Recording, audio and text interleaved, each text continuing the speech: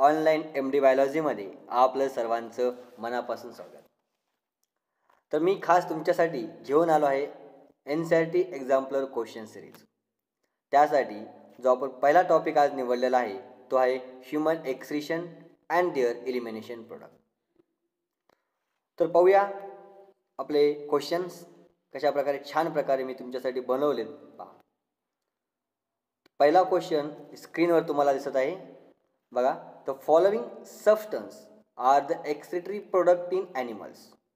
Choose the list toxic from among them. त्यांना काय म्हणले, खाली काही एक्सक्रीटरी प्रोडक्ट दिलेले आहेत जे ॲनिमलमधले, त्यापैकी लिस्ट टॉक्सिक कोणता आहे तो आपल्याला फाइंड आउट करायचा आहे. पहा, A option urea, B option uric acid, C option ammonia आणि डी ऑप्शन कार्बन डायऑक्साईड. तर आपल्याला माहिती आहे विद्यार्थी मित्रांनो, अमोनिया हा हायली टॉक्सिक आहे, युरिया हा लेस टॉक्सिक आहे आणि युरिक ॲसिड काय आहे, लिस्ट टॉक्सिक. सो आन्सर काय असणार या क्वेश्चनचं, तर आन्सर असणार आहे option number B, that is B for Bombay आणि uric acid. Okay, now let's move to the next question. Second नंबरचा क्वेश्चन रीड करा सर्वांना. Filtration of the blood take place at. त्यांना विचारले आपल्याला की ब्लडचं फिल्ट्रेशन कोणत्या ठिकाणी होतं. Option number A PCT, option number B DCT, option number C collecting duct आणि option number D Malpighian body. तुमच्यासाठी 4 सेकंद. पाहूया कोण उत्तर करतं. कमेंट बॉक्समध्ये आपलं उत्तर सर्वांना काय करायचं, टाईप करायचं आहे. हां, बरोबर काय उत्तर आहे, Malpighian body is a correct answer.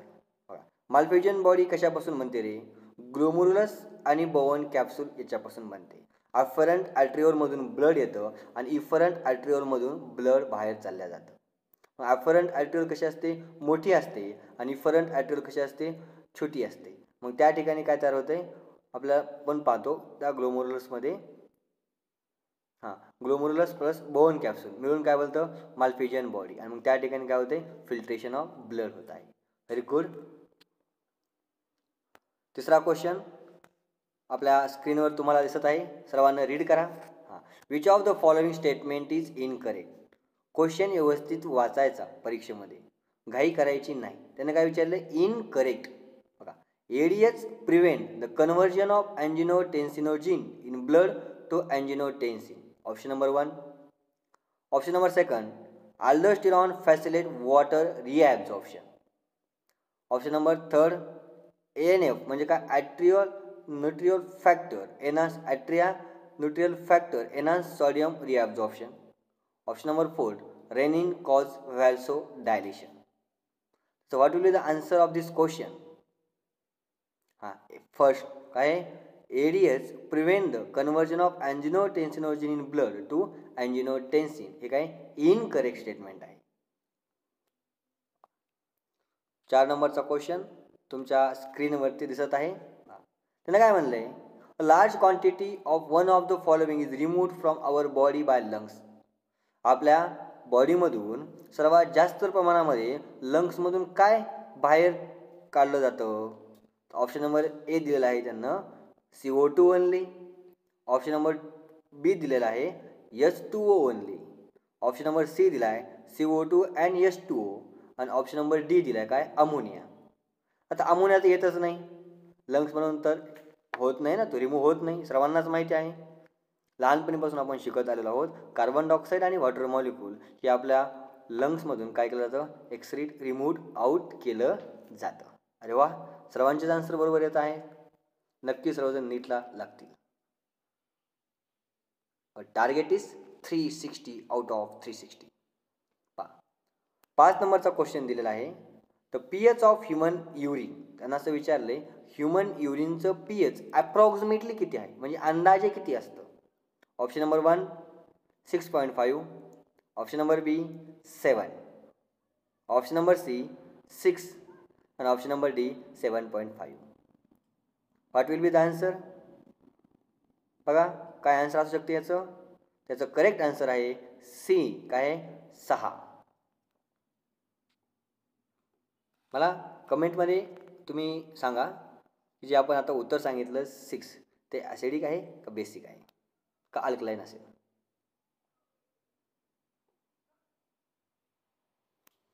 Question number 6 नंबरचा आहे. Different types of excretory structures and animals are given below. Chart दिला पहा, त्यामध्ये वेगवेगळे एका साईडला एक्सक्रिटरी स्ट्रक्चर दिलेत, एका साईडला ॲनिमल्स दिलेत आणि दोघांचं आपलं काय करायचं आहे, मॅच द कॉलम करायचं म्हणजे जोड्या लावायच्या आहेत. बघा त्याला गेले प्रोटोनेफ्रेडिया. आता नॉर्मली काय करतात क्वेश्चनमध्ये एच ऑप्शन सेकंड थर्ड असं दिलं जातं, पण यामध्ये आन्सर व्यवस्थित पहा. काय केलं, सुरुवातीला डी घेतलं आहे, नंतर सी घेतलं आहे, नंतर बी घेतलं आहे, नंतर ए घेतलं आहे. म्हणजे काय केलं आहे त्यांना क्वेश्चनची सिक्वेन्स थोडी कन्फ्यूज टाईपमध्ये दिलेली आहे. एकदम पण सोपा क्वेश्चन आहे. प्रोटोनेफ्रिडिया हे कुणामध्ये एक्सक्रिटरी स्ट्रक्चर आहे बरं, कोणी सांगू शकेल का मला? पहा ए, तर एमध्ये काय फ्लॅटवॉर्म म्हणजे की ऑप्शन नंबर 4. मग पहा फ्लॅटवॉर्म किती नंबरला, 4 नंबरला. मग ए4 तर सगळ्यात दिलेलं, ए4 कुठे फक्त एकच ऑप्शनमध्ये दिलेलं आहे, बरोबर. एकाच ऑप्शनमध्ये काय दिलं आहे, एच आन्सर 4 दिलं आहे. बाकीचं पाहिजे गरज आहे का, नाही, पण तरी पण करेक्टसाठी पाहावं लागेल. नेफ्रेडिया बघा बी, नेफ्रेडिया कुणामध्ये असतात, कोणत्या ॲनिमलमध्ये आहेत, तर आपल्याला पाहायला भेटेल थर्ड काय अर्थवॉर्ममध्ये. मालफेजियन ट्युब्यूल कुणामध्ये प्रेझेंट आहे बघा, सी सेकंड कॉक्रोचमध्ये. आणि ग्रीन ग्लँड्स किंवा अँटिनल ग्लँड कुणामध्ये प्रेझेंट असतात, प्रॉन्समध्ये. ओके, हां ह्यामध्ये बघा काय केलं, फक्त ना थोडंफार क्वेश्चन थोडा आन्सरमध्ये ट्रिकी केला आहे. पेपर काय अवघड नसतो, अशाच प्रकारे ट्रिकी क्वेश्चन असतात. 7 नंबरचा क्वेश्चन सर्वात महत्त्वाचा क्वेश्चन दिला बघा. त्याने विचारलं की which one of the following statement is incorrect. खालील दिल्यापैकी प्रश्नापैकी कोणता इनकरेक्ट स्टेटमेंट आहे. Option number 1, bird and land snails are uricotelic animals. मग युरिकोटेलिक ॲनिमल्स कोणते, जे animals uric acid as a nitrogenous waste म्हणून रिमूव्ह आउट करतील त्यांना आपण काय म्हणतो, uricotelic animals. Mammals and frogs are ureotelic animals. Ureotelic म्हणजे काय, जे ॲनिमल्स युरिया हे एक्सक्रिटरी प्रोडक्ट नायट्रोजिनियस वेस्ट आहे त्यांच्यामध्ये तयार होणार आणि तो एक्सक्रिशन करणार, त्या ॲनिमलला आपण काय म्हणतो, ureotelic animals. Option number C आहे aquatic amphibians and aquatic insects are ammonotelic animals. मग अमोनोटेलिक ॲनिमल्स म्हणजे कोणते ॲनिमल्स, जे ॲनिमल्स अमोनिया त्यांचं एक्सक्रिटरी प्रोडक्ट म्हणून काय करतात, रिमूव्ह करतात. ठीक आहे, त्या ॲनिमलला आपण काय म्हणतो, ammonotelic animals. Option number D आहे birds and reptiles are ureotelic animal. तर या ठिकाणी आपलं उत्तर काय जाणार आहे, तर डी काय birds and reptiles are ureotelic animals. Actually birds and reptiles are uricotelic animals. ठीक आहे, लक्षात राहील. अतिशय सोपे क्वेश्चन आहेत पहा. क्वेश्चन नंबर 8 नंबरचा, which of the following pair is wrong. Wrong pair विचारली आहे. ऑप्शन नंबर 1 युरिकोटेलिक काय दिले, बर्ड्स. आत्ताच आपण पाहिलं युरिकोटेलिक बर्ड्स अँड रेप्टाईल्स. बी युरिओटेलिक काय म्हणायचं ना, इन्सेक्ट. अमोनोटेलिक काय दिले, टॅडॅपोल. आणि युरिओटेलिक काय दिले, एलिफंट दिले.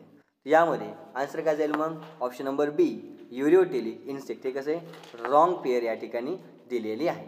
तुम्हाला एकदा त्यासाठी असे क्वेश्चन सॉल्व्ह करण्यासाठी तुम्हाला काय माहिती असलं पाहिजे, ते एक्झाम्पल तुमचे परफेक्ट पाठ असले पाहिजे. झोपेत जरी विचारलं तरी आले पाहिजे.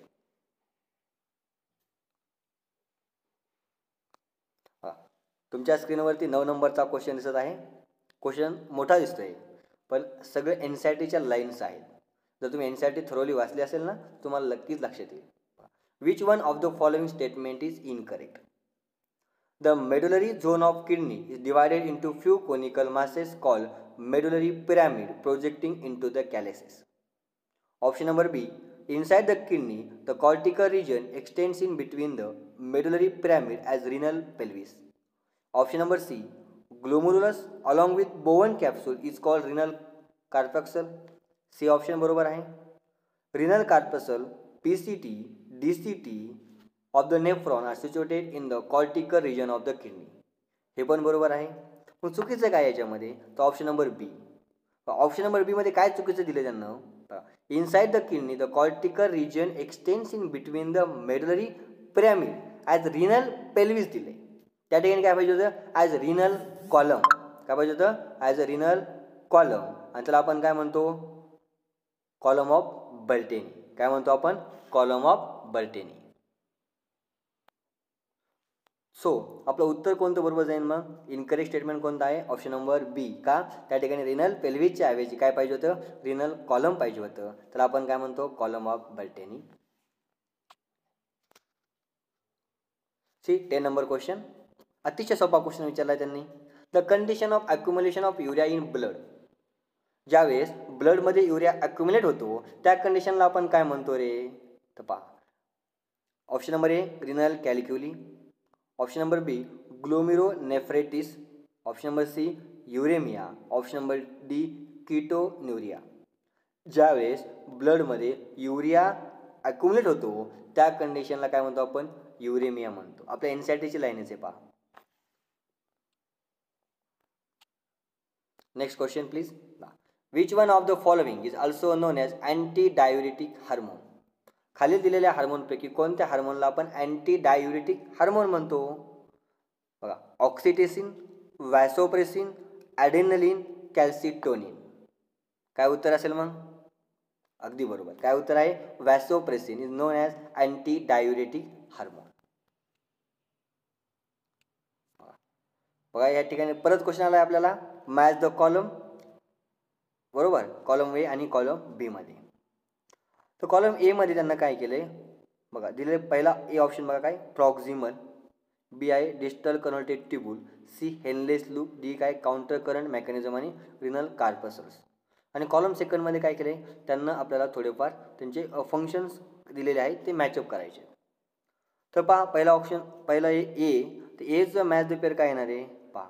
एमध्ये क्वेश्चन नंबर 12 आहे आपला, चालू आहे. सर्वांना क्वेश्चन सॉल्व करा.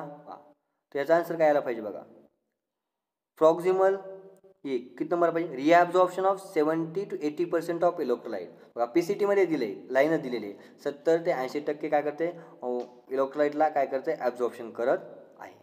त्यानंतर बी डिस्टल कन्व्हर्टेड ट्यूब्यूल म्हणजे काय, डीसीटी, हे काय करतं रे, आयोनिक बॅलेन्स. काय करणार आहे, ionic balance. B is equal to 4. C number काय, हेनलेस लूप. हां, अरे हेनलेस लूपचं काय काम आहे, सर्वांनाच माहिती आहे ना, concentration of urine, urine concentrate बनवणं हे कुणाचं काम आहे, हेनलेस लूपचं. काउंटर करंट मेकॅनिझम हे तर सर्वांनाच माहिती आहे, काय कॉन्सन्ट्रेशन ग्रॅडियंट इन मेडुलामध्ये काय करणार आहे, मेंटेन करणार आहे. मग डीचं काय करणार आहे, 5. आणि ही काय आहे, रिनल कार्पसल्स म्हणजे काय, फिल्ट्रेशन ऑफ ब्लड ह्याचं काय फंक्शन आहे. मग ऑप्शन कोणता करेक्ट आहे, ऑप्शन बी याच्यासाठी काय आहे, अतिशय म्हणजे हा बी ऑप्शन काय आहे, करेक्ट आहे. Question number 13, match the column. परत आला बघा, ग्लायकोसुरिया. ग्लायकोसुरिया म्हणजे काय रे, ज्या कंडिशनमध्ये आपल्याला ग्लुकोज दिसते कुठे, युरिनमध्ये ज्यावेळेस ग्लुकोज येते त्या कंडिशनला आपण काय म्हणतो, ग्लायकोसुरिया.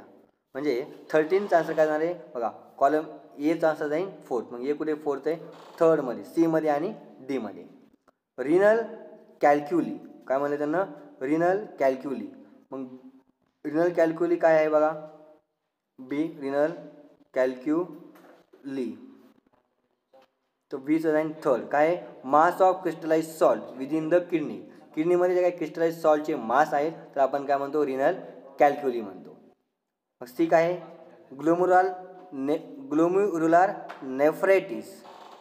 याच्यामध्ये उत्तर काय जाईल, इन्फ्लामेशन ऑफ ग्लोमेरुली. नेफ्रायटिस याचा अर्थ काय होतो, इन्फ्लामेशन किंवा आपण त्याला स्वेलिंग म्हणतो. आणि गाऊट हे काय, accumulation of uric acid in joint. ज्यावेळेस युरिक ॲसिडचं जॉईंटमध्ये अक्युमुलेशन होतं त्याला आपण काय म्हणतो, गाऊट म्हणतो. ओके, म्हणजे आन्सर काय जाईल, क्वेश्चन नंबर 13चं सी आन्सर. चला नेक्स्ट नंबर क्वेश्चन आहे आपला 14 नंबरचा question. We can produce concentrate or dilute urine. This is facilitated by special mechanism. Identify the mechanism. त्यांना विचारलं की कॉन्सन्ट्रेट किंवा डायल्यूट युरिन कोणत्या मेकॅनिझमच्या मार्फत बनले जाते. Option number A reabsorption from PCT, option number B reabsorption from collecting duct, option number C reabsorption और secretion in DCT, आणि option number D counter current mechanism in Henle's loop और vasa recta. याचं उत्तर काय जाणार आहे? Option number D, D for Delhi this counter current mechanism in Henle's loop और vasa recta. Let's discuss last question. Question number 15. Dialysis unit or artificial kidney contains a fluid which is almost same as plasma escape that it has. त्यांना काय म्हणलं आहे, जे काही artificial किडनीचं जे काही fluid आहे ते प्लाझ्माच्या सारखंच आहे, पण त्यामध्ये काय नाही बुवा. एक high glucose, B high urea, C no urea, D high uric acid. यामध्ये काय नसतं, युरिया प्रेझेंट नसतो. ठीक आहे. तर सर्वांना हे क्वेश्चन चांगल्या पद्धतीने तुम्हाला समजले असतील. व्हिडिओ आवडला असेल तर लाईक, सबस्क्राईब आणि शेअर करायला विसरू नका. Stay tune with MD biology for a next chapter question. नवीन चॅप्टरचा जो काही क्वेश्चन सिरीज येणार आहे एक्झाम्पलर क्वेश्चन, त्यासाठी वेट करत राहा. तोपर्यंत धन्यवाद. अभ्यास करत राहा. ओके.